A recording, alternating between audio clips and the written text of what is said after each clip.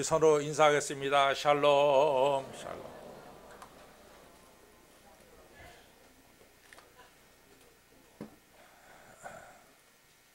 원래 이제 그 패러다임 시프트라는 말을 처음 쓰게 된 사람이 토마스 쿤이라는 사람이 쓰게 됐습니다. 근데 이제 지금 이제 이 패러다임 시프트라는 얘기를 여기저기 잘 쓰는데, 이분이 맨 처음에 사용할 때는 좀 과학적인 면에서 사용했어요. 그래서 예를 들어서 우리가 갈릴레오가 지동설을 주장하기 전에 천동설을 얘기했잖아요. 태양이 지구를 중심에서 돈다. 이게 천동설인데, 근데 갈릴레오가 아니다. 지구가 태양을 중심으로 돈다. 이 얘기를 하죠.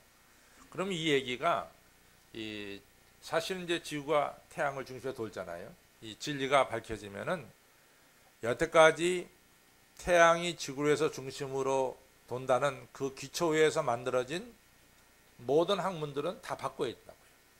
그걸 기초로 해서 만든 학문은 다 바꿔야죠. 그래서 새로운 기초 위에서 이제 학문이 전개되죠. 그래서 완전히 이 바닥이 바뀐다. 이 새 판이 짜여진다. 갖다가 우리가 이 패러다임 시프트가 된다. 새로운 판이 짜여진다. 이런 이야기를 하죠. 또 한 번은 아시다시피 존 뉴턴이 만유인력을 딱 발표하고 나서 다 만유인력이 맞단 말이죠. 그러니까 이제 또 새 역사가 이같이 생겨납니다. 바로 이같이 과학적인 측면에서 토마스 쿤이란 분이 이 패러다임 시프트라는 얘기를 했습니다. 근데 그 이야기가 조금 더 이제 발전돼 가지고 이제 사회적으로 우리가 얘기하죠. 새로운 사회, 과학면이 아니라 새로운 사회적으로 패러다임 시프트를 얘기합니다. 실제로 우리가 예수님이 오기 전하고 예수님이 온 다음에는 바뀌었어요. 예수님 오기 전에를 우리가 비포 크라이스트라 해서 BC라고 부르고, 예수님 오신 다음을 갖다가 아노 도미니 해가지고 우리가 분명하게 역사를 갈라가지고 우리가 이제 역사를 계산하기 시작합니다. 이처럼 새 역사를 이야기할 때도 우리가 패러다임 시프트다. 이런 이야기를 합니다. 근데 보면은 항상 새 역사가 이루어질 때 보면은 거기에는 아픔이 있고 고통이 있었다는 것을 알 수 있습니다. 예수님께서 이 땅에 오실 때 아시다시피 2살 아래 어린아이들을 모조리 다 죽이는 이러한 어려운 일들도 예수님 오실 때 있었습니다.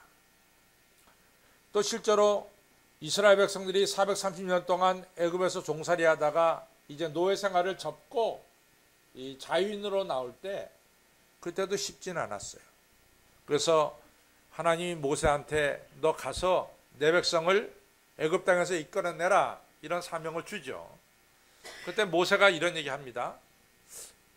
백성들이, 애굽에 있는 이스라엘 동족들이 내가 하나님께로부터 번영을 받았다라고 말하면 믿지 않을 겁니다. 이런 얘기를 해요. 또 제가 하나님의 명령이다 이렇게 말해도 사람들이 제 말을 따르지 않을 것입니다. 이런 얘기합니다. 그래서 그때 이제 하나님께서 그러죠. 내가 너와 함께하마. 너에게 이적이 나타날 것이다 하면서 이제 이적을 나타내는 능력을 주시죠. 근데 실제로 모세가 가서 얘기할 때 바로가 뭐라고 말하냐면은 나는 네가 말하는 하나님이 누군지 모르겠다. 네가 말하는 하나님이 도대체 누구냐? 난 도대체 들어본 적도 없고 내가 지금까지 오래 살았지만 그 하나님을 내가 모른다. 이렇게 딱 거절을 합니다. 그래서 모세가 얘기한 것을 바로 왕이 듣질 않아요. 이 백성으로 하여금 광야에 나가서 자기 하나님께 예배를 드리게 하라 이런 이야기를 듣지 않습니다. 그리고 바로는 뭐라고 말하냐면은 이 백성들이 이렇게 얘기하는 거 보니까 시간이 널널하구나. 그러니까 고생을 좀 더 시켜야 되겠다. 그래서 이 패장들, 이 일꾼들을 관리하는 이 패장들, 역군들을 불러다 그러잖아요. 저 이스라엘 사람들에게 일을 더 시켜라. 저 한가해가지고 이상한 얘기만 한다. 이래가지고 일을 더 시킵니다. 이처럼 새 역사를 이루는 길에는 항상 어려움이 있다. 이런 얘기입니다. 예수님께서 마태복음 16장에서 이런 말씀 하십니다. 내가 이 땅에 온 것은 이같이 죄악으로 말미암아 죽을 수밖에 없는 여러분과 저를 죄악에서 건져내고, 그렇죠? 그 다음에 여러분과 저에게 영생을 주시기 위해서 예수님이 오셨잖아요. 이것이 예수님의 사명이잖아요. 내가 이 사명을 감당하려고 예루살렘에 올라가야 한다. 근데 내가 예루살렘에 올라가면 서기관들과 대제사장들과 장로들이 나를 붙들어다가 때릴 것이고, 결국 내가 십자가 되려 죽을 것이고, 죽은 자 가운데 내가 3일 만에 다시 살아날 것이다. 이런 이야기를 합니다. 그러니까 새 역사를 이루는 길에는 항상 어려움이 있다. 이런 말씀이죠.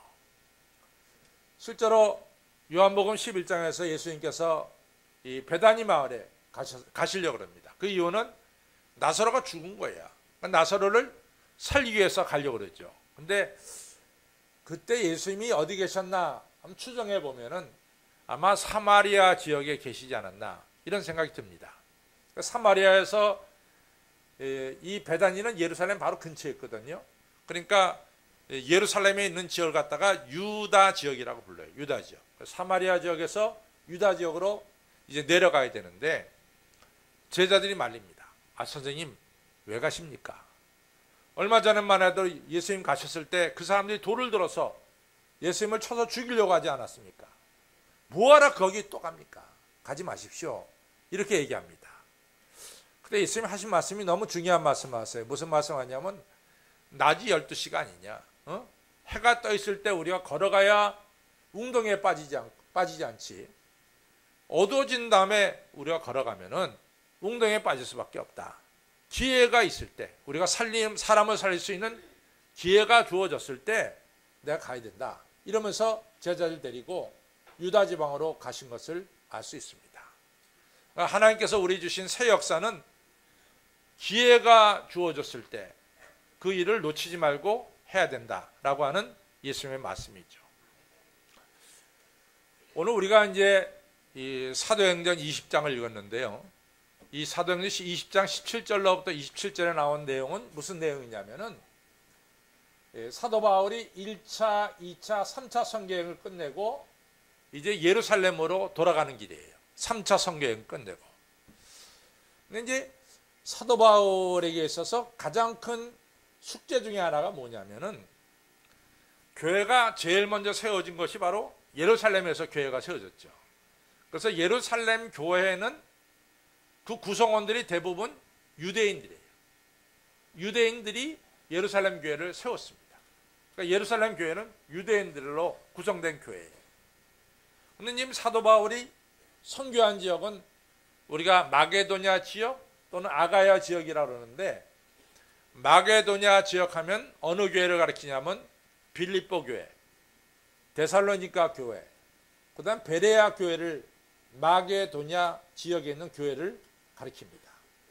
그 다음에 아가야 지역 하면은 마게도냐에서 밑으로 내려오면 뭐가 있냐면 고린도가 있고 그 다음에 아테네가 있습니다. 그래서 아가야 지역 하면은 아테네, 고린도 지역에 있는 교회를 가리켜요.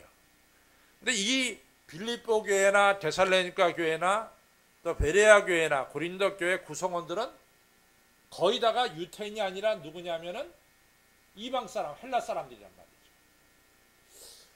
그런데요, 이 유대인 크리스찬들이 이 이방인들이 예수를 믿어서 교인이 된 것에 대해서 별로 인정을 안 하려고 들어요. 이게 문제입니다.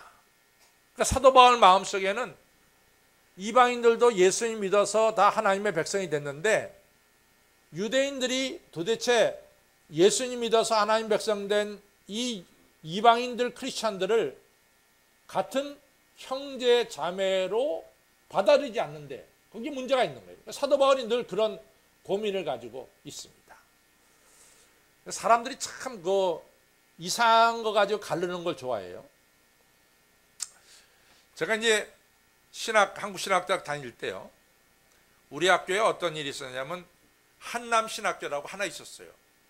근데 아마 그 당시 나는 이 신학생이었으니까 잘 모르겠는데 그 당시 아마 교단에서 우리가 굳이 이 신학대학을 지방에 하나 두고 또 또 서울에 하나 두고 두 개 할 필요가 없다.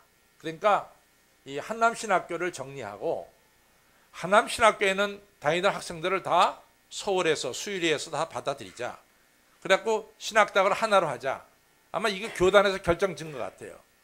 그리고 저 다닐 때는 한남신학대학 다니던 분들이 와서 저희와 같이 공부했어요.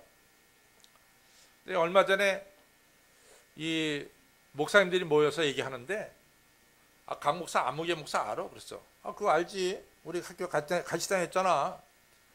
그 한남신학교 출신 말이야. 그래. 아니 40년 전이라고요. 지금 70년대 전. 40년 전에 한남신학교에서 왔건 또 뭐 수일에서 들어왔건 무슨 상관 있어. 근데 40년이 지나도 지금 그걸 따져요.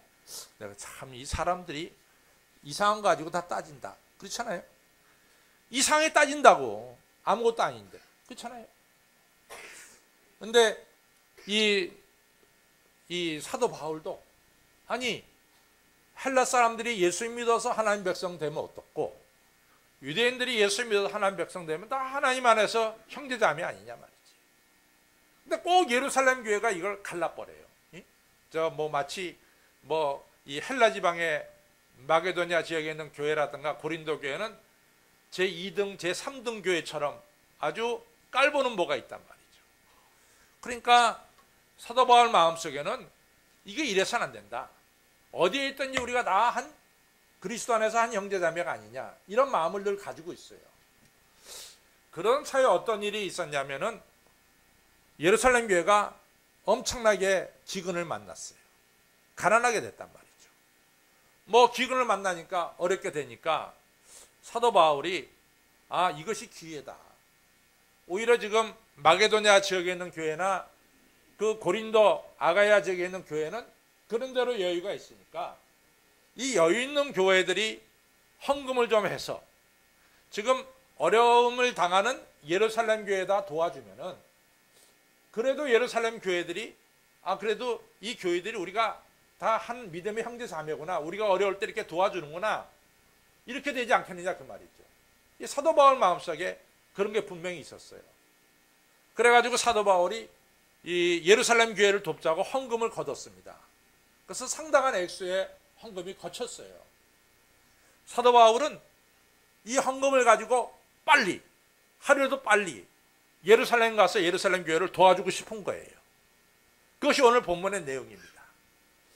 근데 예루살렘을 딱 가려고 그러니까 오늘 20장 22절, 23절, 24절에 뭐가 나오냐면은 사람들이 다 뜯어 말리는 거야. 아니 사도 바울 선생님 왜 가시려고 그럽니까? 예루살렘 가면 환난과 핍박이 기다립니다. 가자마자 붙잡힐 것이고 가자마자 감옥에 갈 것이고 가자마자 사도 바울 당신은 죽임을 당할 겁니다. 다 말려요. 그래서 22절에 뭐라고 말하냐면 성령이 나에게 역사하기를 환난과 핍박이 나를 기다린다고 한다. 또 주변 사람들이 말하기를 예루살렘에 가면 당신이 핍박받을 거라고 다 말하고 있다. 그런데 사도 바울은 내가 온 교회가 그리스도 안에서 한 지체 자매라고 하는 이 새 역사를 이루는 길, 이 이루는 길 나의 달려갈 기가 주 예수께 받은 사명, 곧 하나님의 은혜의 복음을 증거하고 전하고 마치려 하면은 내 생명을 조금 더 귀한 것으로 여기지 않겠다. 나는 이 새 역사, 온 땅에 있는 교회가 다 하나님의 한 지체자매라고 하는 이 의식을 갖는 이 새 역사를 이루기 위해서는 내가 어떠한 환난과 핍박이 온다 할지라도 내가 이 새 역사를 이루는 길로 내가 나가는 데는 내가 주저함이 없다. 이러면서 오늘 사도 바울이 새 역사를 이루는 길로 나가는 것을 보게 됩니다. 여러분 조금 전에도 제가 말씀드렸지만은 이 40년 전에 우리가 신학대학 다닐 때는 참 청년이었어요. 철모를 때 신학대학 다녔어요. 40년 뒤에들 다 만나니까 다들 이 나이들이 많이 들었죠. 여러분들 세월이 이렇게 빨리 흐릅니다. 이같이 시간은 흐르고 있어요. 이러한 시간이 흐르는 오늘의 삶 속에서 오늘 사도 바울처럼 여러분과 저는 하나님께서 내게 주신 새 역사를 이루는 이러한 삶을 살아야 되지 않겠나, 이런 생각이 듭니다. 새 역사를 이루는 데 있어서 중요한 것은 우리 생명에 대한 문제예요. 여러분들 이슬람교를 보면요, 이슬람교는 도둑질 하잖아요. 손 잘라야 돼. 이슬람교는 도둑질해서 걸리면 손 잘라야 돼. 발목을 잘라야 됩니다. 근데 구약의 율법은 좀 달라요. 도둑질한 것에 대해서 손발 자르는 법이 없어요. 도둑질하다 걸리면은 성경은 4배를 갚도록 했습니다. 보상의 법으로 다룹니다. 단지 일하는 소를 갖다 훔쳐갔잖아요. 그러면 그 일하는 소의 양만큼 보상해야 된다 그래서 일하는 소를 훔쳐간 것에 대해서는 5배를 갚게 했어요. 그런데 한 가지 예외가 있습니다. 사람을 훔치잖아요. 소를 훔친 거하고 사람을 훔친 거하고는 달라요. 사람을 훔친 것에 대해서 구약 성경은 뭐라고 말하냐면 사람을 후린 자라고 말해요. 후린 자. 이 사람 어떡합니까? 무조건 죽이도록 했어요. 그만큼 구약 성경에서 핵심을 두는 것은 뭐냐면 생명입니다. 생명이 소중하다는 거죠. 그런데 우리가 중요하게 여기는 생명이 성경은 어디서 왔느냐? 하나님께로부터 왔다는 거지. 그러니까 창세기 2장 7절에 보면은 하나님이 생기를 불어넣으심에 흙으로 된 몸에다가 생기를 불어넣으심에 사람이 된 거예요. 그렇죠?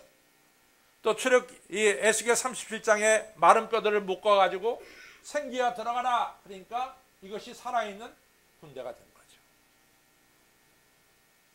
사도행전 17장 25절에 하나님께서 모든 만물에게 호흡과 생명을 주시는 분이다. 이렇게 말씀하고 있어요. 여러분과 저의 생명 누구로부터 왔어요? 하나님께로부터 왔다는 거예요. 그런데 이 생명을 걷어가시는 분도 하나님이세요. 걷어가시는 분도. 우리가 이제 이 신명기 34장하고 여호수아 1장이 이렇게 연결되는데요. 34장 끝나자마자 여호수아 1장으로 가죠. 근데 이스라엘 백성들이 모세가 죽을 때 굉장히 슬퍼했어요.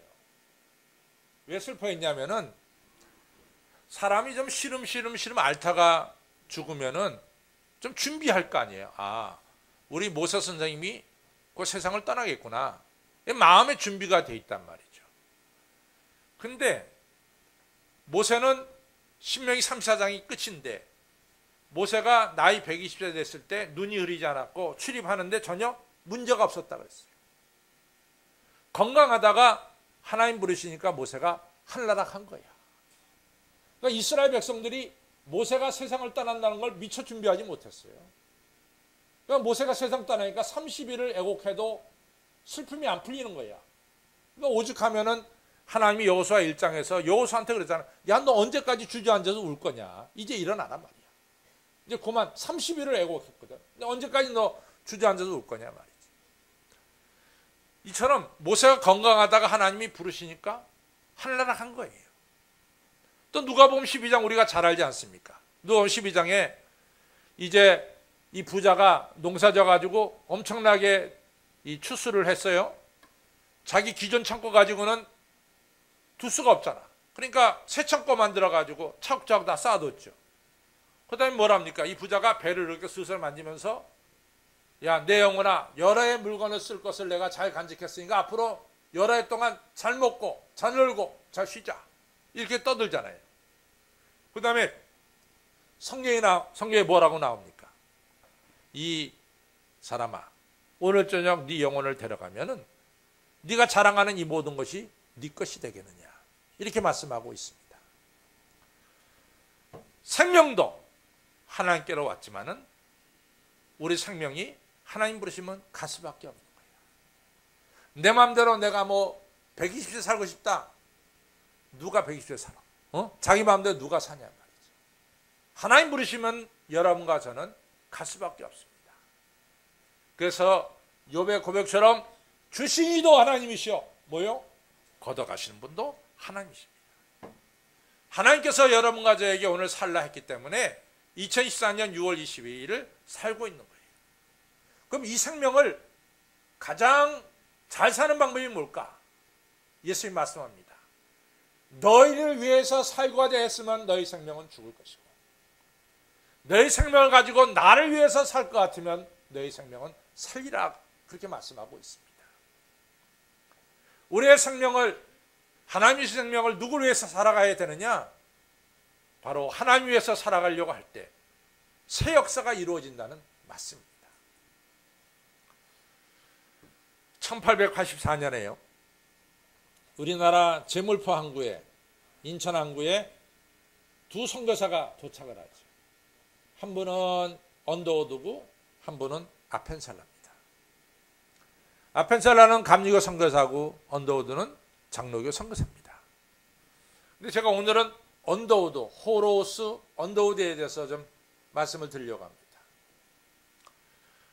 호로스 언더우드가 꽤 미국서 잘 사는 집안의 아들이었어요. 꽤 잘 사는 집안의 아들이었습니다. 이 호로스 언더우드 집안이 뭐랬냐면, 지금은 여러분과 저가 다 컴퓨터로 이렇게 치지만은 이 1900년대에는 뭐랬냐면 다 타이프라이터를 쳤어요. 타이프라이터. 근데 이 언더우드 가문에서 만든 타이프라이터가 그 당시 세계에서 유명한 타이프라이터였습니다. 근데 여러분들 잘 못 믿으시죠? 예?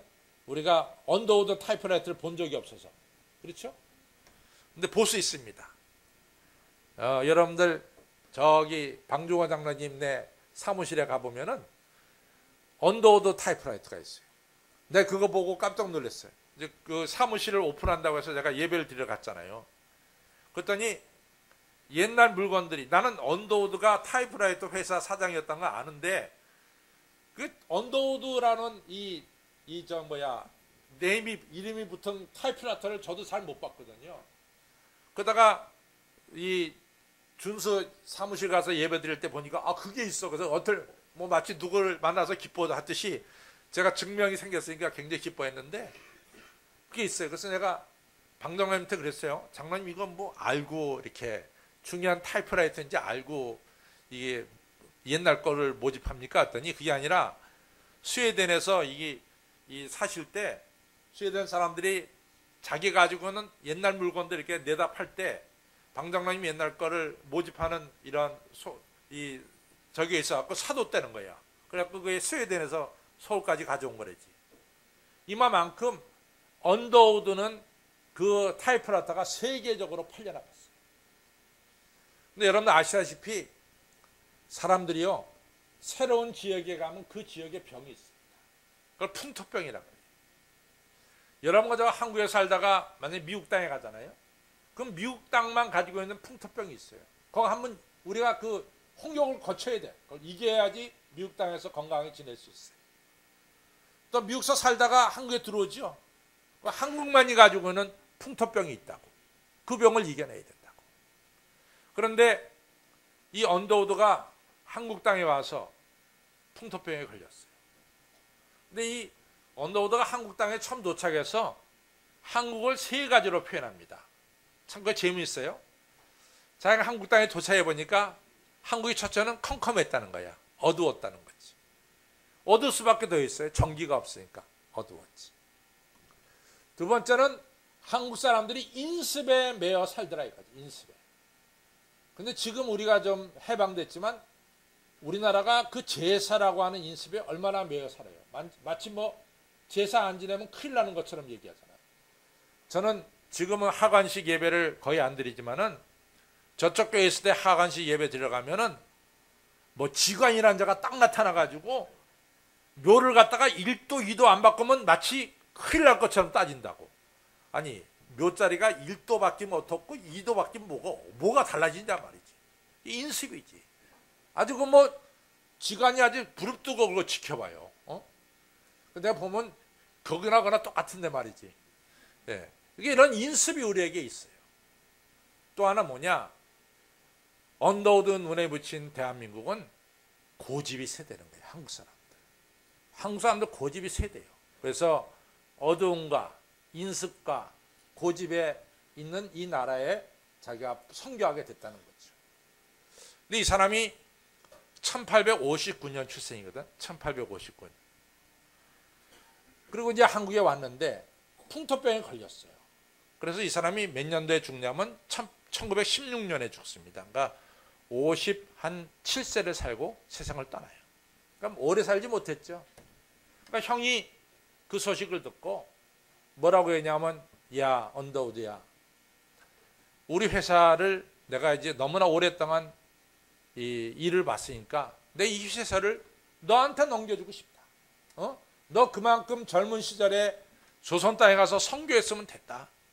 그러니까 이제 미국에 들어와서 이 가문으로부터 내려오는 이 언더우드 타이프라이터 회사를 네가 좀 맡아서 하기를 바란다.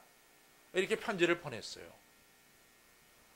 언더우드가 갔을까요, 안 갔을까요? 갔을까요, 안 갔을까요? 안 갔어요. 언더우드 안 갔어요. 형님의 말씀은 고마운데 저는 내 생명을 이 어둠과 인습과 고집에 갇힌 이 땅에 제가 생명을 바치렵니다. 이러면서 형의 제안을 거절했어요. 그리고 형한테 반대로 제안합니다. 형님, 이 땅에 학교가 필요합니다. 그러니까 학교를 이같이 할 만한 돈을 좀 보내주십시오. 그 형이 그 당시에 얼마를 보내주냐면 5,200불을 보내줍니다. 5,200불. 그 5,200불 가지고 지금 서대문에 있는 연세대학교 땅 산 거예요. 아마 서울시내에 있는 대학에 연세대학이 아마 땅을 제일 많이 차지하고 있을걸요. 그거 가지고 산 거예요. 언더우드는 새 역사를 이뤘습니다. 그 생명을 하나님 위해서 바쳤어요. 언더우드 이름이 우리 대한민국 역사가 계속되는 한 잊혀질까요? 잊혀지지 않을까요? 절대로 잊혀지지 않습니다. 새 역사를 이루는데 그 생명을 쓰신 거죠. 성도 여러분, 정말 정직하게 말해서 여기 젊은 사람들 빼놓고 우리가 살 날보다 살아온 날이 더 많습니다. 우리 살 날이 지금까지 살아온 것보다 작아요. 이 생명을 우리가 하나님의 영광을 위해서 쓰시기를 주님의 이름으로 부탁을 드립니다. 그 다음에 이제 사도 바울의 새 역사를 이루는데 나의 달려갈 길이 있다 그랬어요. 내가 가야 될 길, 나의 달려갈 길, 주 예수께 받은 사명, 곧 하나님의 은혜의 복음을 증거하고 마치려 하면은 내 생명을 조금 더 귀한 것으로 여기지 않는다. 우리가 가야 될 길이 있습니다. 여러분과 저가 분명하게 가야 될 길이 있어요. 그렇죠? 여러분들은 오늘 그 길 때문에 오늘 교회 온 거예요. 그렇잖아요. 여러분과 저가 이 주일날 가야 될 길이 있다고. 이 길을 주일날 어느 길로 가겠어? 교회를 향한 길로 와야지. 어느 길로 가겠냐? 여러분과 저는 다 가야 될 길이 있습니다. 부정해도 다 가야 될 길이 있어요. 그래서 시편 1편에 복이 있는 사람은 악인의 꾀를 쫓지 않고 죄인의 길에 서지 않고 오만한 자의 자리에 앉지 아니하고 오직 여호와의 법을 주야로 묵상하는 자로다. 우리가 가야 될 길이 다 있다. 우리가 그 길로 가야 된다 그 말이죠. 예수님을 바라보는 길로 가야 될 줄로 믿습니다. 근데 그 길 가는데 한 3가지 정도 우리가 유념할 게 있어요. 첫째는 그 길을 걸어갈 때 우리가 죄를 떠나야 됩니다. 죄를 지어서는 안 돼요. 사사기에 보면은 하나님께서 기드온을 불러서 이제 사사로 세우죠. 그때 하나님이 기드온을 들어서 미디안 족속을 무찌르기 전에 기드온에게 한 가지 일을 맡깁니다. 야, 기드온아, 내가 보니까 니네 아버지가 너무나 우상을 많이 만들었어. 너희 집안이 다 우상 천지야. 바알과 아세라항들 너무나 많어. 너 오늘 그걸 다 부셔라. 다 부시고 내 아버지가 가지고 있는 숫소의 2번째 숫소를 잡아다가 오히려 그 제단에다가 하나님 앞에 제물을 드려라. 무슨 말입니까? 기도나 네가 하나님이 원하시는 길을 가기 전에 먼저 우상 숭배라고 하는 죄를 다 씻어버려라 말이지. 기드온이 사실은 백주에는 그걸 하기가 겁났어요. 마을 사람들 때문에. 밤에 그냥 다 부셔버렸어. 그리고 이같이 두 번째 숫소로 갖다 바쳤습니다. 여러분과 저가 걸어가는 이 생명의 길, 하나님의 자녀의 길에 죄가 들어서서는 안 됩니다. 죄는 버려야 되는 거예요. 여러분들, 우리가 이 길을 걸어갈 때 죄를 버리시기를 바랍니다. 아브라함을 복의 근원으로 삼을 때 하나님이 제일 먼저 시킨 게 뭐냐? 우리는 창세기 12장 1절에는 본토 친척 아비집을 떠나라고 그랬지만은 여호수아 24장에 보면은 네 조상 우상 섬기던 그 자리에서 떠나서, 강 저편에서 우상 섬기는 그 자리에서 떠나서 내가 약속의 땅으로 인도했다. 아브라함아, 네가 복의 근원이 되기 위해서는 우상 섬기는 그 자리를 떠나라 말이야. 그리고 하나님이 인도하는 땅으로 가야 된다. 여러분과 저는 이 생명의 길로 걸어가는 데 있어서 죄를 버리셔야 될 줄로 믿습니다. 이것이 죄 짓는 거다. 그럼 당연하게 버려야 돼. 죄 짓는 것을 버려야 됩니다. 두 번째로, 뒤돌아봐서는 안 돼. 절대로 뒤돌아봐서는 안 돼. 항상 사탄은 여러분과 저를 뒤를 돌아다보게 만들어요. 성령은 여러분과 저에게 미래를 보게 만듭니다. 확실한 거예요. 자꾸만 과거를 보게 하는 것은 사람을 미치게 만들어요. 제정신을 못 만든대요. 확실히 그렇습니다. 여러분들 옛날 얘기만 자꾸만 하는 사람 치고 제정신 있는 사람 봤어요? 없어요. 약간 정신이 돈 사람들이 옛날 얘기만 한다고. 그렇습니다. 내가 뭐 오늘 설교 시간이 짧아가지고 제가 다 얘기할 수 없지만 사실이 그래요. 저는 아주 그걸 생생하게 본 사람. 성령은 여러분과 저에게 뭘 보여줘요? 미래를 보여주는 거예요. 뒤돌아보지 마시기를 바랍니다. 앞에 있는 표대를 바라봐야 됩니다. 세 번째로, 진리의 길로 걸어갈 때 우리가 조심해야 되는 것은 남과 비교하지 마세요. 내 길이 있다고. 내 길이 있는데 왜 내 길을 보지, 왜 남의 길을 봐? 여러분과 저가 가야 될 길이 내 길이 있다고. 딴 길이 아니에요. 우리 이동준 집사님이 학교 선생님인데 학교 선생님이 자꾸만 비즈니스 하는 사람 쳐다봐서 뭐 하겠어. 학교 선생님은 학생들 잘 가르치면 되는 거야. 목사는 목회사라면 되는 거지 뭘 딴 걸 생각해. 그렇죠? 다 자기 길이 있대도. 베드로가 예수님 사랑하는 요한을 보면서, 예수님 품에 안긴 요한을 보면서, 예수님, 저 사람 어떻게 되겠습니까? 예수님이 한심해가지고, 야 베드로야, 야 저 사람 내가 재림할 때까지 살려둔다 한들 너하고 무슨 상관 있어? 너 그건 너하고 무슨 상관 있어? 너는 네 거 잘하면 돼. 네 거 잘하면은. 우리가 주의 길로 걸어갈 때 세 가지 조심하세요. 세 가지. 죄는 버려야 됩니다. 뒤는 돌아봐서는 안 됩니다. 셋째는 뭡니까? 남과 비교하지 마세요. 남하고 비교할 필요 없어요. 마지막으로 우리의 주신 사명을 감당해야 될 줄로 믿습니다. 사도 바울은 분명히 했어요. 사명. 어떻게 해서라도 모든 교회가 그리스도 안에서 하나다. 한 형제 자매다. 이런 의식이 철저했어요. 저는 지금도 읽은 책 중에서 잊혀지지 않는 게 뭐냐면 카네기가 쓴 글인데, 강철왕 카네기가 그가 한 30년 넘게 이 강철왕 회장으로 있다가 회사를 물려줘야 될 텐데 도대체 누구한테 회사를 물려주느냐 보니까요, 자기 회사의 이 직원인데 30년 넘게 자기하고 처음부터 같이 한 직원인데 너무나 존경스러운 거예요. 이 사람은 7시에 일이 시작이면 6시 반에 출근해. 5시에 퇴근이하면 6시에 퇴근해. 일 다 끝내놓고 마무리 정리 쫙 하고 가는 거예요. 30년을 한결같이 그러는 거예요. 이 사람이 쇳물에서 뽑은 철은 최고야 최고. 이렇게 강한 철이 없어. 최고의 철을 만들어낸 거예요. 카네기 생각엔 저처럼 책임감이 강하고 헌신적인 사람이 이 회사를 맡아야 되겠다. 그래서 그 사람한테 당신이 내 다음에 회사 사장 되시오 라고 부탁을 했어요. 근데 그 사람 손살했죠. 이 타이타닉호가 왜 이같이 망가졌느냐 하는 게 여러 가지 이야기가 나오는데, 우리가 이제 타이타닉호가 막 거의 45km의 속도로 가다가 이 빙산에 부닥쳐서 이제 가라앉았다 그러잖아요. 근데 타이타닉호가 가라앉은 게 해저 3,500m입니다.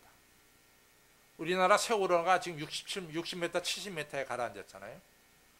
근데 타이타닉호는 3,500m 밑에 가라앉았대요. 그래서 1912년에 가라앉아가지고 그걸 한동안 너무 깊이 가라앉아가지고 몰랐다는 거예요.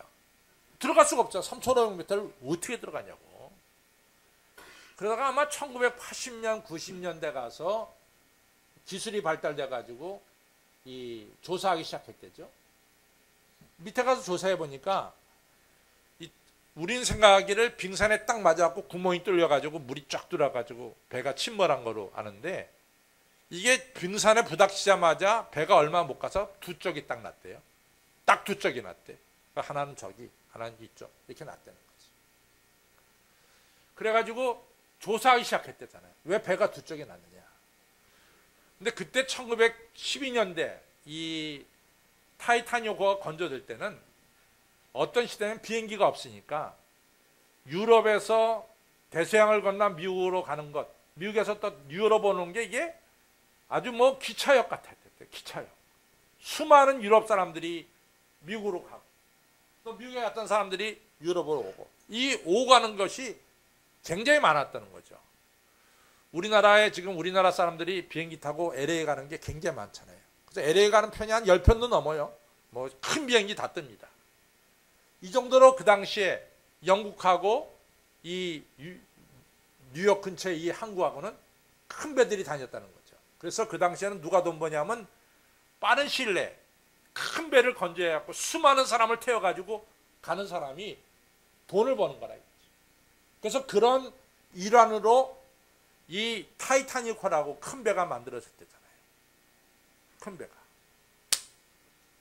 그러니까 큰 배를 빠른 시간 내에 건조하려니까 영국에 살고 있는 모든 이 용접병들 다 부른 거예요. 빨리 해야 되니까.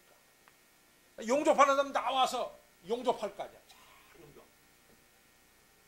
근데 이 빙산에 딱 부닥쳐서 반으로 딱 깨진 걸 보니까 엉터리 용접병들이 용접한 부분이 정확하게 다 갈라졌다는 거지.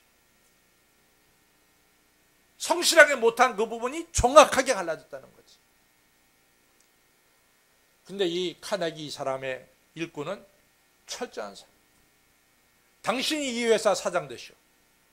그 사람이 손살에 칩니다. 사장님, 저는 사장 아닙니다. 제가 하는 것은 뭐냐? 쇳물에서 철을 뽑아서 최고의 강철을 만드는 게 제 일이지, 저는 회사 경영할 능력이 없습니다. 저는 이 일에서만큼은 우리나라 최고로 일하고 싶습니다. 카네기가 그 말을 들으니까 맞았어. 당신의 사명은 회사를 경영하는 것이 아니라 쇳물에서 최고의 철을 뽑아내는 이것이 당신의 사명이다. 이것만큼 당신이 우리나라에서 최고다. 이 일에서만큼은. 카네기가 받아들였습니다. 당신이 사장 안 되겠다는 것도 받아들였어요. 당신이 이 일에서만큼 최고니까 내가 이 일에서만큼은 최고의 월급을 주겠다. 이 사람이 미국 대통령 월급을 받았어요. 여러분들, 우리의 사명이 있습니다. 사도 바울의 사명은 은혜의 복음을 증가하는 일이 사도 바울의 사명이에요. 여러분과 저도 다 사명이 있을 줄로 믿습니다. 저는 그저 목적 없이 그건 아니겠죠. 여러분과 저는 다 사명이 있을 줄로 믿습니다. 우리 사명을 잘 감당해야 될 줄로 믿습니다. 2024년에 한식교회 사명은 뭘까요? 교회 짓는 일이지. 성전 짓는 일이 우리에게 사명입니다. 2014년 15년에 거쳐서 우리가 성전 짓는 일이 우리에게 사명입니다. 이 사명 다 잘 감당하는 우리 모두가 되시기를 바랍니다. 기도하겠습니다. 하나님 아버지, 우리 인생이 나그네임을 새록새록 깨닫습니다. 어느덧 3, 40년을 흘러보내고 나면은 세월이 이렇게 빠르구나. 그리고 살아온 날보다 살아갈 날이 작구나. 하나님 부르시면 언제든지 내가 떠나야 되겠구나. 이런 생각을 할 때가 종종 있습니다.